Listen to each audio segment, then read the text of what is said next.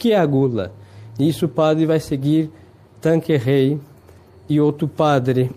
Aqui vamos ter uma grande citação do padre Jean Vier. O que é a gula? A gula, o amor desordenado dos prazeres da mesa, da bebida ou da comida. Então, quando há um prazer desordenado, nós sabemos que Deus colocou o prazer, e os prazeres postos por Deus são prazeres honestos. Deus nunca colocou em nada um prazer que seja desonesto. A desonestidade do prazer, seja ela qual for, virá do abuso ou do uso indevido deste prazer. Nas coisas que são necessárias para manter a vida humana, Deus colocou o prazer. E nós temos aí o prazer do comer, o prazer do beber, aí o excesso disso é gula. E depois tem o prazer, por exemplo, da procriação.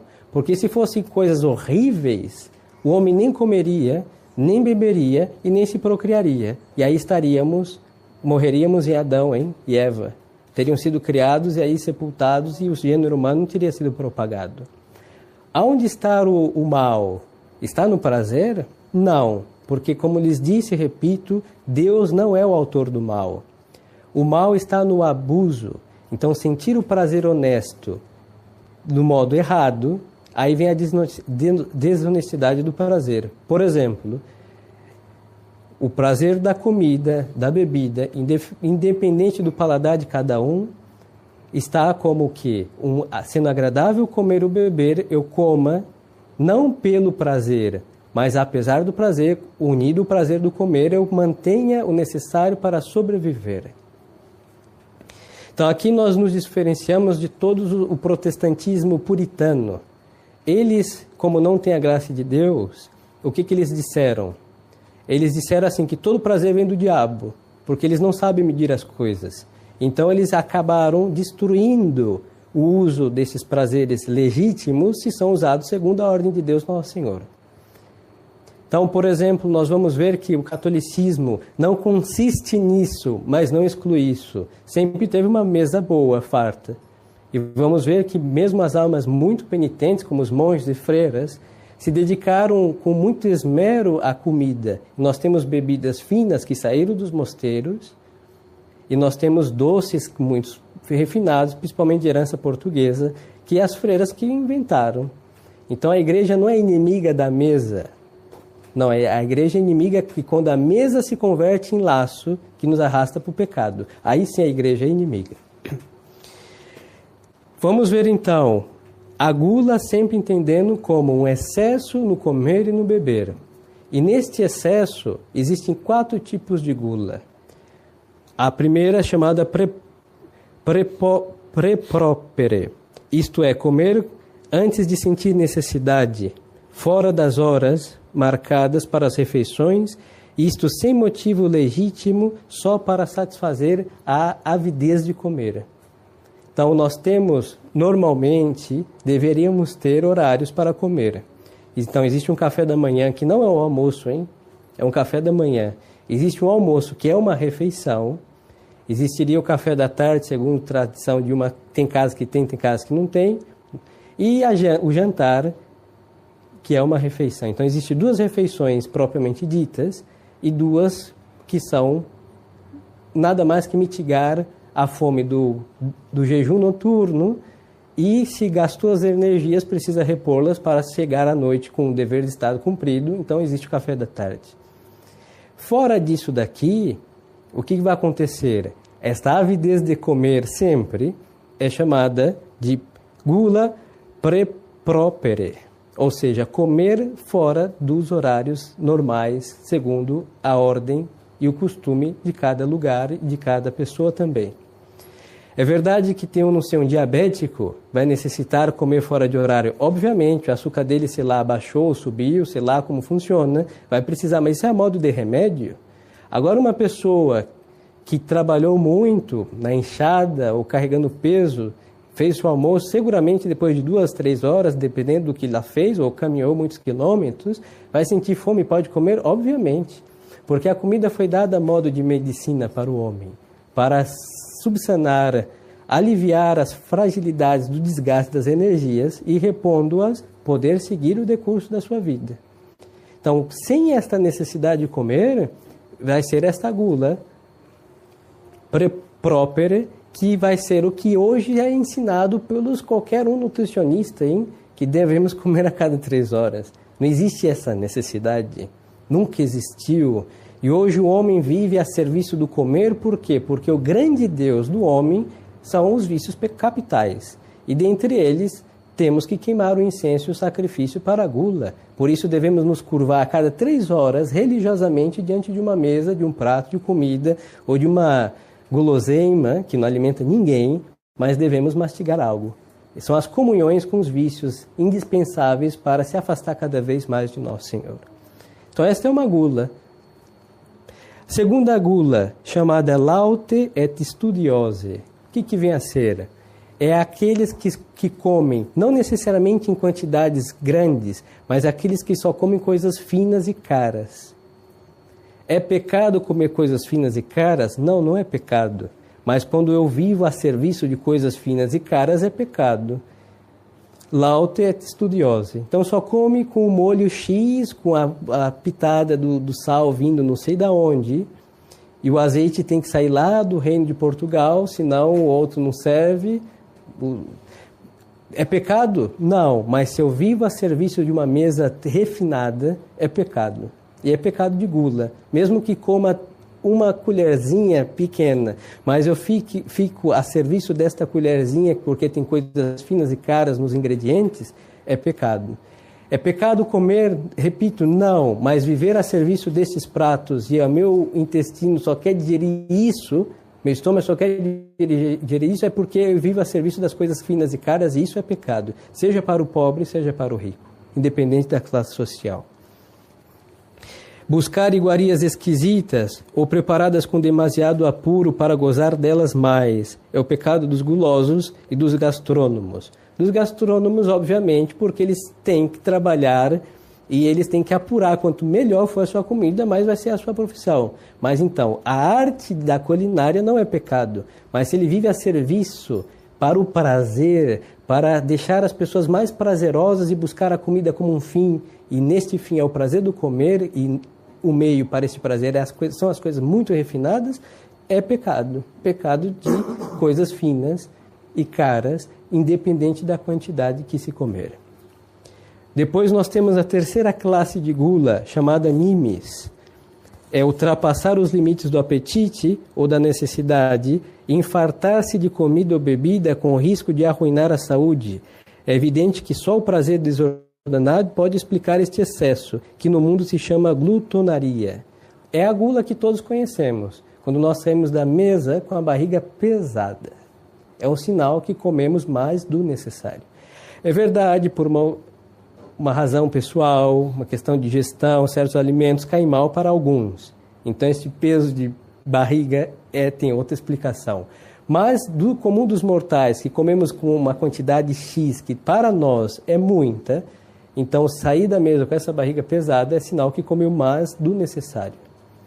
Isso pode ser movido por ansiedade, pode ser movido também pela indisciplina, isso é próprio de crianças, que às vezes vem o cheiro da comida ou algo que eles gostam, a lasanha do domingo, quando está cozinhando vão salivando, começam a sobrevoar a mesa como moscas, e quando está no prato se entrega aquilo e come rápido e em quantidade muito. Rápido é a última gula, mas vão comer em uma quantidade exorbitante. Então aí tem pecado do excesso. E ardente é comer com avidez, é o quarto tipo de gula. Com avidez, com sofreguidão, como fazem certos animais, e esta maneira de proceder é considerada no mundo como grossaria, ou seja, uma falta de educação. Esta gula é própria dos adolescentes, porque por falta de disciplina de si mesmo, normalmente andam atrasados nas coisas e engolem, nem mastigam. Então tem que ir para a escola, estou atrasado, engole a comida rapidamente e vai. Faz mal para a saúde e faz mal para a saúde do corpo e da alma. O corpo que vai sofrer para digerir, que a digestão começa mastigando bem as coisas. Depois, como as coisas foram feitas com caridade pelas nossas mães, então nós devemos apreciar essa comida. Não comer como um animal. O animal não está com dever de caridade com ninguém. Ele tem que saciar a sua fome.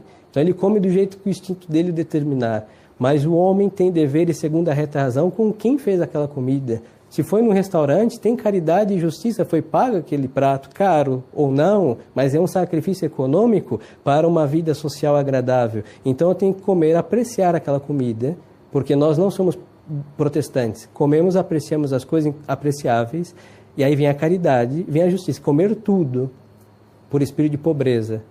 Mas agora, se eu for comer tudo e cair na gula do excesso, bom, devemos medir as coisas. É melhor repetir 20 vezes do que fazer uma montanha, o Everest no prato e não terminá-lo. Qual é a malícia dessa gula, independente dos 4 tipos? Ela vem a escravizar a alma ao corpo. O corpo não é submissa à alma, mas a alma fica escravizada pelo corpo. Há uma desordem.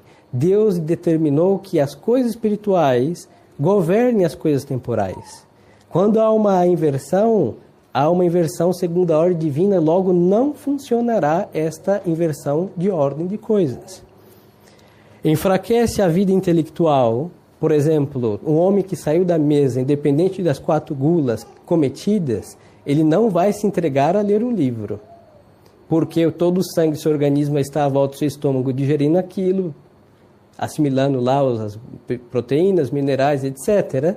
E a nossa cabeça vai buscar descansar. É impossível o excesso na mesa e depois se dedicar com eficácia ao estudo. Haverá exceções? Haverá, mas são exceções que mostram que a regra não é realmente essa que funciona.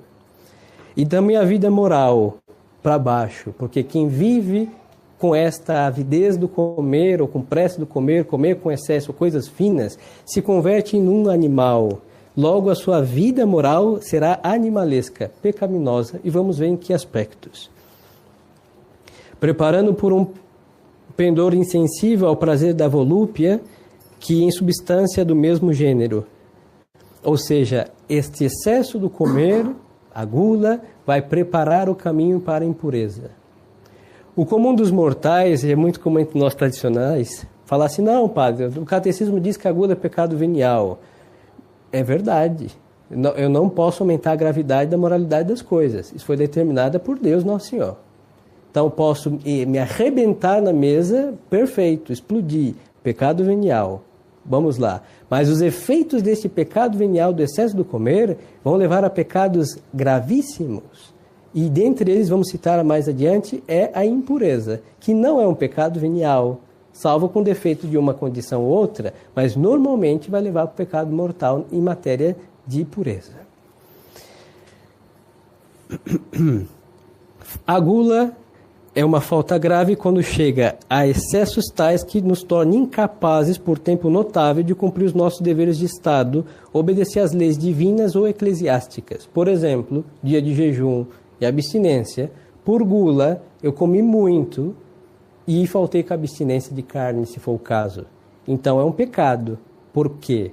Porque fez eu violar um preceito que obriga sobre pecado mortal. As leis da igreja obrigam sobre pecado mortal, se não as cumpro. Então a gula em si mesma, venial, mas a infração da lei eclesiástica, mortal. Então não devemos ficar tranquilos, é um pecado mortal, um pouquinho de água benta, um ato de contrição resolve. Resolve o da gula, mas os efeitos vão ser trágicos depois. E depois, quando faz faltar com os deveres de Estado, quem anda de laude et studiose, come coisas finas, então como vai comer coisas finas, coisas caras, muitas vezes vai faltar com as suas dívidas. Tem que pagar terceiros, então em vez de eu pagar terceiros, eu vou adorar o prato divino que foi preparado e servir o meu estômago com ele. Então vai ter um pecado grave. Faltar com a justiça por uma estupidez é um pecado grave. E assim, outros exemplos, comendo com excesso ou coisas finas ou caras, ou que for uma das gulas, eu prejudicar a minha saúde, e depois está, não sei, no hospital por uma razão X que vai impedir o cumprimento do meu Estado. E pedindo o dever de Estado ser cumprido, pecado grave. E depois colocar a saúde em risco, também é um pecado grave. Por exemplo, o excesso no beber vai fazer com que aconteça um acidente de trânsito. Eu posso matar uma pessoa porque eu bebi demais. Aí temos um efeito de um pecado mortal, por exemplo. Então não podemos descansar nossa consciência dizendo isso daqui vai ser venial. Não, devemos ter presente que todo pecado leva para a iniquidade. Uns graves, umas graves e outras leves, mas leva para o mal. Por isso, em outra ocasião, falávamos do horror que devemos ter a todo pecado, seja mortal, seja venial. E aqui dá como exemplo que prejudica a saúde, quando dá origem a despesas loucas que põem em risco os interesses da família e quando leva a faltas às leis da obediência e do jejum, que já mencionamos. Então, aqui são modos de pecar gravemente com esse pecado venial da gula. E o padre Janvier vai dizer, não, os excessos da mesa dispõem a incontinência. Aí vamos ver vários pecados que esse pecado venial vai causar. A incontinência, que é filha da gula. Incontinência dos olhos.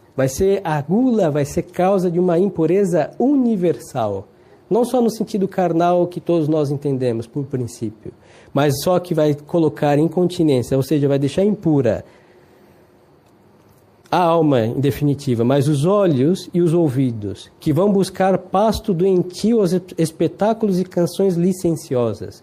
Porque todas essas 4 gulas dão no ambiente propício. E o ambiente propício é um lugar de pecado, de vaidade. Não estou dizendo que o restaurante fino é um pecado, mas normalmente o ambiente fino, colocado hoje como critério para as almas irem até lá, é um ambiente de frivolidades, de vaidades, de ostentação. E se as pessoas entrarem neste ambiente que o convida a ser assim, começa a pecar por vaidade, ostentação, frivolidade, etc. Então, incontinência dos olhos e dos ouvidos, que vão buscar pasto doentio aos espetáculos e canções licenciosas. Incontinência da imaginação que se perturba. Incontinência da memória que busca no passado recordações capazes de excitar a concupiscência. Por exemplo, quem se dedicou ao álcool com excesso, dependendo da classe de alcoólatra, vai lembrar do passado. E uns vão lembrar como glória de um passado cheio de misérias. E vamos rir das misérias dos outros. Nossos risos vão dizer muito bem, parabéns, você foi um grande pecador. Estaremos aprovando o pecado passado. E estaremos então fazendo um pacto com a iniquidade e com a condenação, que se Deus não tivesse convertido essa alma, ela estaria no inferno. Vemos a que ponto chega o excesso da gula. Aprovar o que Deus reprova. Incontinência do pensamento que, extraviando-se, se derrama sobre objetos ilícitos. Incontinência do coração que aspira às feições carnais. Incontinência da vontade que abdica para se escravizar aos sentidos. A intemperança da mesa leva à intemperança da língua. E nós sabemos que no banquete opíparo, a primeira coisa a ser deliciada ou devorada é a vida alheia. E para não usar nada mais que o exemplo dado por nosso Senhor, nosso Deus, nosso Senhor Jesus Cristo, nós vemos na parábola do rico Epulão e o pobre Lázaro, que há poucos dias foi lida na Santa Igreja. O rico Epulão, um homem nobre, a Sagrada Escritura na parábola diz, ele banqueteava todos os dias. E o pobre Lázaro se contentava de comer das migalhas que caíam da mesa. Na Idade Média, e é um sentir piedoso e digno de fé, não? A tradição mostra que esta parábola é uma história real. Aí tem o São Lázaro leproso, porque em nenhuma parábola Nosso Senhor coloca um nome. Então, quando o Nosso Senhor falou de Lázaro, deu a entender aquele que andava naquela casa, o rico Epulão, aquele fulano. Eles entenderam que era uma história real. Mas vamos, seguimos. Os dois morrem. O rico é precipitado no fundo do inferno. E pobre Lázaro, disse Nosso Senhor, fica no seio de Abraão. E o infeliz do rico olha e vê o outrora infeliz e agora bem-aventurado Lázaro e diz, Pai Abraão, pede para que Lázaro molhe a ponta do seu dedo e refresque a minha língua. Por quê? os padres da igreja vão comentar, porque nos banquetes de cada dia, ele não só saboreava os manjares, mas era a vida alheia. E nós sabemos que é assim, principalmente comidas muito prolongadas. Veio sei lá, dependendo do costume, o prato principal, a entrada, e a saída é o quê? A vida alheia, hein? A sobremesa, que vai entre cafezinhos e cafezinhos, a gente vai cair na vida alheia. Aí começa a falar mal do modernismo entre nós tradicionais, e vamos chegar ao modernista. Aí do modernista, a gente vai chegar a qualquer outra alma. Vamos ver que é realmente um pecado imenso, gravíssimo, porque vai levar a isso. Este é o ambiente de uma comida prolongada. E nosso Senhor nos dá a entender isso com esta parábola do pobre Lázaro. A intemperança da mesa leva a intemperança da língua. Que faltas não comete a língua no decurso dos banquetes pomposos e prolongados? Falta contra a gravidade. Quantos ficam retardados na mesa, como crianças, bêbados, por exemplo, ou começam brincadeiras ridículas para uma alma grave, querem sacerdotes, querem pessoas que tenham já o cabelo branco, que devem ser graves, não quero dizer que devem ser azedas e amarguradas, mas tem uma gravidade da idade, quando nós todos parecemos adolescentes é porque há um problema. Voltamos a ser o que nós não deveríamos ser, porque um adolescente, um menino, é um homem perfeito. Então, o excesso do comer faz isso acontecer na realidade. Faltas contra a discrição. Atraiçoam segredos que haviam promessa de guardar, segredos profissionais que são sagrados, e entrega-se à malignidade a reputação do marido, de uma esposa, de uma mãe, a honra de uma família, quando é o futuro de uma nação. Então, nas mesas se revelam segredos. Porque as pessoas, como falam sem pensar e falam pela loquacidade, que é outro pecado, então começa a falar o que vai, a língua vai movendo e de modo irracional, vai falando, e de repente escapou um segredo. Existem segredos familiares, hein? O que acontece em casa não deve ser sabido na escola e nem fora na capela, coisas de família. E não é normalmente uma coisa inconveniente, mas é uma coisa que é de casa, fica em casa. Existem coisas da capela, cada um vai conhecer a miséria do outro, e não é por isso que a gente vai na mesa saborear as misérias alheias. As misérias alheias são vistas e nós temos que ter compaixão e misericórdia, e não viver como abutres das misérias dos outros. Depois, os segredos é uma questão do âmbito familiar, e pior e grave, e vem a ser pecado grave quando é profissional. Existe o segredo médico, existe o segredo do psicólogo, psiquiatra que atende suas pessoas, existe o segredo médico no sentido de conhecer certas enfermidades são adquiridas de um modo delicado, aí vem a fama da pessoa, e o sacerdotal, obviamente, que é do segredo da confissão, mas também do atendimento das pessoas. Então, isso tudo é grave violar, gravíssimo. E uns, como o sacerdote, têm excomunhão, se for o caso. Que Deus nos preserve de semelhante desgraça. Mas na mesa, coloca tudo isso sobre a mesa para alimentar as almas. E vamos ver que vamos nos alimentar não dos finos manjares, mas de misérias, como corvos que comem carniça, e assim vamos comer a carne, a putrefacta da vida moral das pessoas. Entregue-se à malignidade a reputação do marido, de uma esposa, de uma mãe, a honra de uma família, quando não é o futuro de uma nação. Faltas contra a justiça e caridade. E diz o padre Janvier, a maledicência, a calúnia, a detração, sob as suas formas mais inexcusáveis, exprimem-se com uma liberdade desconcertante. Faltas contra a prudência, tomam-se compromissos que não serão mais possíveis guardar sem ofender todas as leis da moral. Então, quantas imprudências, quantas coisas marcadas que vão ser ofensivas a Deus Nosso Senhor, por quê? Pelo excesso da comida. O homem ficou irracional no comer, não vai pensar e vai obrar realmente de modo inconsequente. Esses são os efeitos do leve pecado da gula. É gravíssimo. O homem fica animalizado em definitiva. Sob o aspecto da perfeição, a gula é um obstáculo sério. Alimenta a imortificação que enfraquece a vontade. À medida que o homem se dedica com avidez e modo irracional às coisas do prazer, seja quais forem os prazeres, mas busca-os em si mesmo, a nossa vida moral vai lá para baixo. É impossível praticar a seriedade católica se não se colocar freio aos excessos dos prazeres. E eu repito, os prazeres podem ser sentidos e apreciados como um meio para. Então eu posso comer para ficar forte e ter saúde, mas o prazer foi um meio para que eu comesse. Agora, se eu como com prazer, vai viver o quê? Tem coisas que não, muitas coisas corretas e necessárias que nós fazemos e não temos o prazer. Aí viramos criança, não tenho vontade de ir para a escola, não vou. Tenho vontade de rezar, não rezo. Por quê? Se vivemos fazendo o que nós queremos e nos agradamos, então quando nós tivermos que fazer algo que é contra a nossa vontade, uma coisa necessária, nós não vamos fazer. A vontade do homem fica indisciplinada, fica realmente turbada diante do dever, da necessidade, do sacrifício, do heroísmo, nem pensar. Não existe um herói glutão.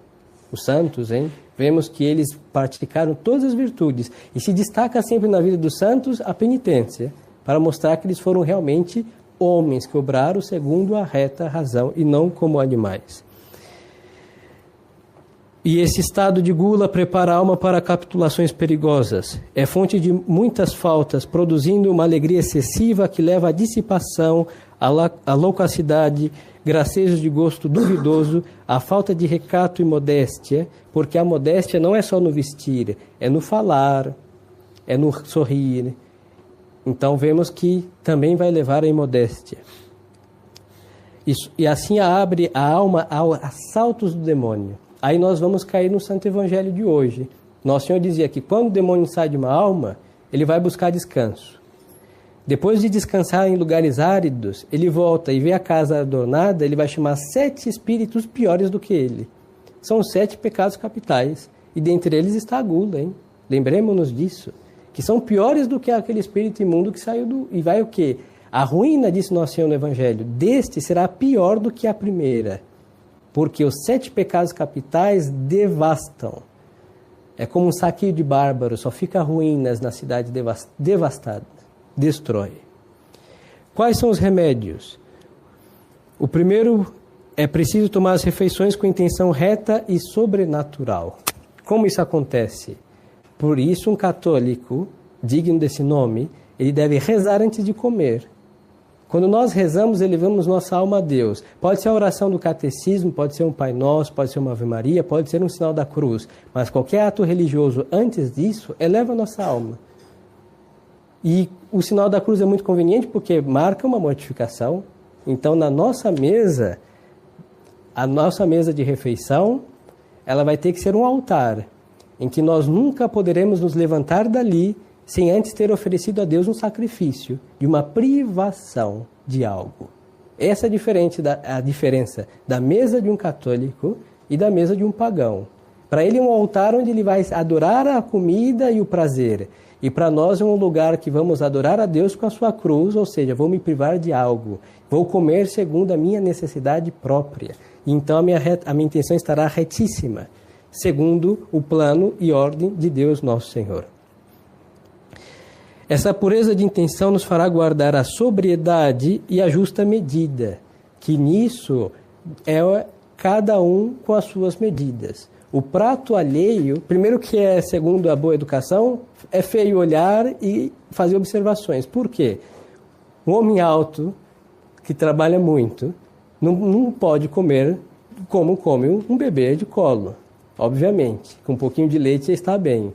Depois, o mesmo homem alto que trabalha muito não tem a mesma necessidade de um homem alto que fica no escritório. Então, o prato que ele fizer vai ser muito diferente do outro. Por isso, nós não olhamos e não criticamos, cada um tem as suas necessidades próprias, segundo o seu estado de vida, sua condição, a sua saúde do momento. Uns vão comer menos porque estão com uma má disposição, então vão comer menos, outros estão bem, ou vão fazer exercícios físicos, vão precisar de queimar mais e vão comer mais. Então, nunca a medida é o prato alheio. Cada um tem as suas, e segundo a reta razão, sabemos o que é necessário, o que é conveniente e o que sobra. E isso também vai fazer esta sobriedade, que é uma condição essencial do vigor físico e moral. Nós falávamos ao princípio e repito, o excesso da comida leva a muitas enfermidades do corpo. Hoje falo muito de doenças e todos nós queremos ter saúde. Por outro lado, fazem comer excessivamente. Aí temos lá um fígado cheio de gordura, mesmo sendo magros, um gordo magro. Aí vai ao médico e vai falar, não, faça uma dieta. Então nós vemos que muitas enfermidades modernas, é excesso de comida. Porque se é dada a modo de remédio, o excesso vai envenenar-nos. O remédio tem a sua justa medida, os seus horários. Então se eu tomo mais, prejudicial, se eu tomo menos, também é daninho. E a alma também. Então a alma vai estar, como vimos, sujeita a tantas mazelas, tantos pecados, por causa de um excesso do comer. Então se queremos sanidade espiritual e física, sobriedade. Sobriedade. E fujamos de comer ou beber demais. Devemos levantar-nos da mesa com uma sensação de leveza e vigor, ficar um pouco aquém do apetite, evitar ficar entorpecidos com os excessos da lauta, da abundante mesa. A sobriedade junta o cristão à prática de algumas mortificações, como é fácil escorregar por esta ladeira e conceder demais a sensualidade. Convém privar-nos alguma vez de algumas coisas que gostamos, úteis. Então, se gostamos de tal coisa da mesa, sendo saborosa, comer, sim, mas não comer tudo aquilo que o meu apetite desenfreado deseja. E depois é católico, que comamos o que foi posto à mesa. Então, uma coisa que eu não gosto deve ser comida, porque o homem não pode ser movido pelo gosto ou não gosto. É movido porque aquilo foi feito para comer, deve ser comido.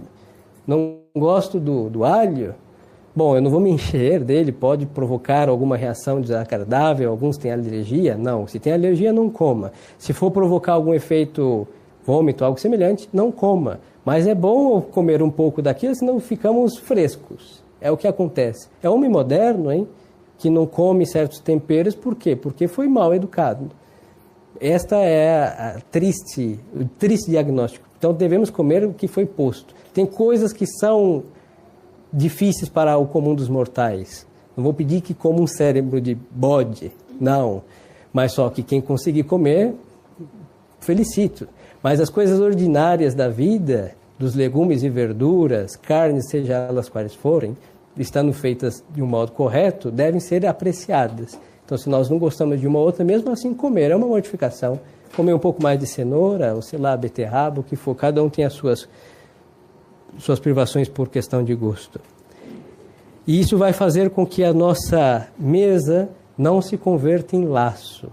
É o que diz o salmista, que a sua mesa se converte em laço. Por quê? Porque ali onde era encontrado um momento social, que é importante comer à mesa, sentar e conversar em família, ou se vamos conversar com um amigo, ou o que for, é para conversar com ele, não é com telefone. Então nós devemos exorcizar como um espírito maligno este aparelho das nossas mesas. É um altar, Os senhores nunca viram e espero que nunca verão rezar missa com um celular no altar de Deus. Então não faça isso com o altar de Deus nas suas casas, que é a mesa onde se encontra a caridade, que lhes dizia, insisto. O celular é maldito neste momento. Neste momento ele é maldito. Então se come com a mãe, com o pai, com o irmão, com a filha, com o filho.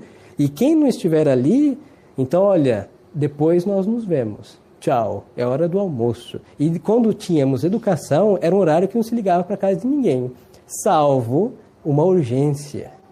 Salvo uma necessidade extrema, cheia de constrangimento. Me desculpe, é hora do almoço, me perdoe. Por quê? Porque estava tirando a pessoa do altar de Deus de sua casa, onde estava a caridade. E era com constrangimento, dado a urgência e necessidade, que se ligava. Fora disso, não se ligava.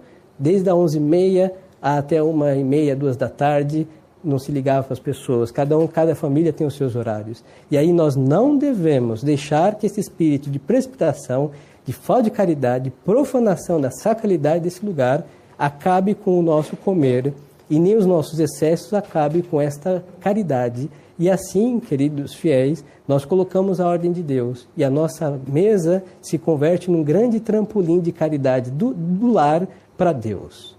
Se não for assim, vai ser do lar para o inferno.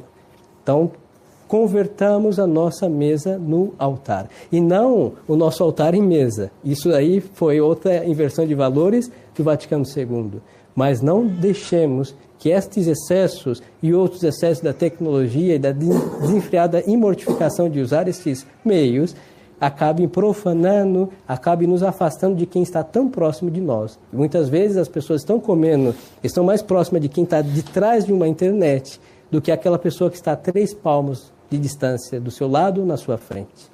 Então peçamos a Nosso Senhor nessa quaresma a graça de praticar esta grande virtude da mortificação. Toda mortificação tem por fim trazer morte a algo ruim, e o nosso jejum e a nossa abstinência quer matar isso de maligno que acabo de lhes dizer extensivamente, do qual já dei por explicar tudo, não vou repetir mais o tema. Mas praticá-lo. Então, nosso jejum deve sacudir esses excessos do comer, deve acabar com esses elementos terceiros dos nossos meios de comunicação que estão tirando o lugar de nosso pai e de nossa mãe. Aí, quando vier a faltar o nosso pai, nossa mãe, nosso irmão, nossa irmã, que Deus não permita que isso aconteça, mas, bom, um dia acontecerá, as nossas lágrimas não serão falsas. Porque que adianta eu chorar que eu sepultei minha mãe por um telefone há tantos anos atrás? Aquelas lágrimas serão falsas, mas falsas aos olhos de Deus, que vai dizer, meu filho, você perdeu sua mãe há muito tempo, nunca deu atenção para ela, podendo comer com ela, não comeu. Podendo comer com seu irmão, não comeu, você estava com seu telefone. Aí sim, quando o seu celular for roubado, aí sim as suas lágrimas serão sinceras. E nós trocamos aos nossos entes com nosso sangue por causa de estupidezes. E assim nós trocamos Deus, a ordem divina, por causa de excessos no comer.